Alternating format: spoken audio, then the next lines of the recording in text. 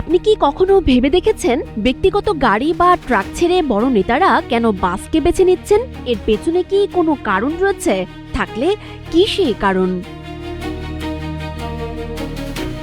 রাজনীতিতে কোনো কিছুই নিছক কাকতালীয় নয়। এমনকি একজন নেতার যাতায়াতের বাহনটিও অনেক সময় হয়ে ওঠে গভীর রাজনৈতিক বার্তা, প্রতীক এবং সুনিপুণ কৌশলের অংশ। দক্ষিণ এশিয়াও, বিশেষ করে বাংলাদেশের রাজনীতিতে যেখানে এসইউভি, বিলাসবহুল গাড়ি কিংবা খোলা ট্রাকের আধিপত্য দীর্ঘদিনের, সেখানে সম্প্রতি শীর্ষ নেতাদের ক্যাম্পেইন বাস বা বিশেষায়িত বাস ব্যবহারের প্রবণতা নতুন আলোচনার জন্ম দিয়েছে। ব্যক্তিগত গাড়ি বা ট্রাক ছেড়ে বড় নেতারা বাসকে বেছে নেওয়ার পেছনে প্রধানত তিনটি কৌশলগত কারণ ধারণা করা হয়। এর মধ্যে রয়েছে সর্বোচ্চ দৃশ্যমানতা। বাস আকারে অনেক বড় ও উঁচু হওয়ায় এটি ভিড়ের মধ্যে সহজে নজর কাড়ে। এটি নেতাকে রাস্তার দুই পাশে দাঁড়িয়ে থাকা সাধারণ মানুষের কাছে অনেক বেশি দৃশ্যমান করে। জনসম্পৃক্ততার প্রতীক। এসইউভি বা দামি ব্যক্তিগত গাড়ি অনেক সময় আভিজাত্য বা জনবিচ্ছিন্নতার প্রতীক হিসেবে দেখা যায়। অন্যদিকে বাস একটি গণপরিবহন। নেতা যখন বাসে চড়েন তখন তিনি পরোক্ষভাবে এই বার্তাই দেন যে আমি জনগণেরই একজন এবং আমি আপনাদের মাঝেই আছি। নিরাপত্তা ও নিয়ন্ত্রণ। আধুনিক রাজনৈতিক বাসগুলো কেবল সাধারণ যান নয়, এগুলো প্রায়ই বুলেট প্রুফ এবং উচ্চ সুরক্ষা ব্যবস্থা সম্পন্ন হয়। এর ভেতরে মিডিয়া ব্রিফিং রুম, ছোট বৈঠকখানা এবং নিরাপত্তা টিমের বসার জায়গা থাকে, যা নেতাকে একটি চলন্ত রাজনৈতিক কার্যালয় ব্যবহারের সুবিধা দেয়। বিশ্ব রাজনীতির প্রেক্ষাপটে এই বাস কি জনপ্রিয়? হ্যাঁ, পাশ্চাত্যের দেশগুলোতে, বিশেষ করে যুক্তরাষ্ট্র ও যুক্তরাজ্যের ক্যাম্পেইন বাস কালচার অত্যন্ত জনপ্রিয়।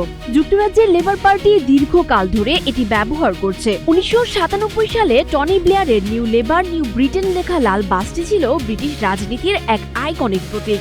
এছাড়া জার্মানি ও তুরস্কতেও এটি বেশ জনপ্রিয়। অ্যাঞ্জেলা মেরকেল এক শহর থেকে অন্য শহরে যেতে নীল কালো বিশেষ বাস ব্যবহার করতেন। অন্যদিকে তুরস্কের প্রেসিডেন্ট রিসেপ তাইয়েপ এরদোয়ান বাসের ছাদ থেকে সরাসরি জনতার উদ্দেশ্যে বক্তব্য দিয়ে শক্ত নেতৃত্বের বার্তা দেন। এছাড়া পাকিস্তানের সাবেক প্রধানমন্ত্রী ইমরান খান তার লং মার্চ বা আন্দোলনের সময় বাসকে চলন্ত সমাবেশে রূপান্তর করে সারা বিশ্বে নজর কেড়েছিলেন। আর কিউবার অবিসাংবাদিত নেতা ফিদেল কাস্ট্রোর কথা কি আর বলবো। বিপ্লব পরবর্তী সময়ে সাধারণ বাস ও ট্রাকে ভ্রমণ করে জনগণের সঙ্গে সরাসরি সংযোগের বার্তা তো গণমুখী রাজনীতির প্রতীক হয়ে আজও স্মরণীয় হয়ে রয়েছে।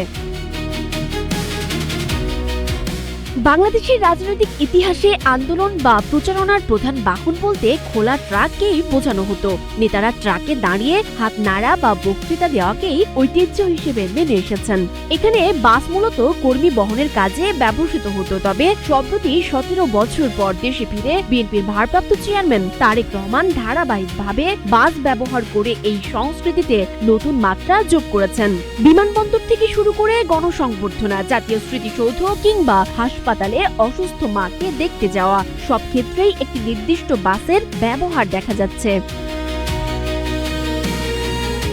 বাংলাদেশে বড় নেতাদের এই বাস ব্যবহারের প্রবণতা এখনো প্রাথমিক পর্যায়ে থাকলেও এটি স্পষ্টত একটি আধুনিক রাজনৈতিক যোগাযোগের ছাপ। এটি একদিকে যেমন নিরাপত্তা নিশ্চিত করছে, অন্যদিকে নেতার একটি সুশৃঙ্খল এবং গণমুখী ইমেজ তৈরিতে সাহায্য করছে। সানজিদা আফরিন, সোনিয়া, নাগরিক, প্রতিদিন।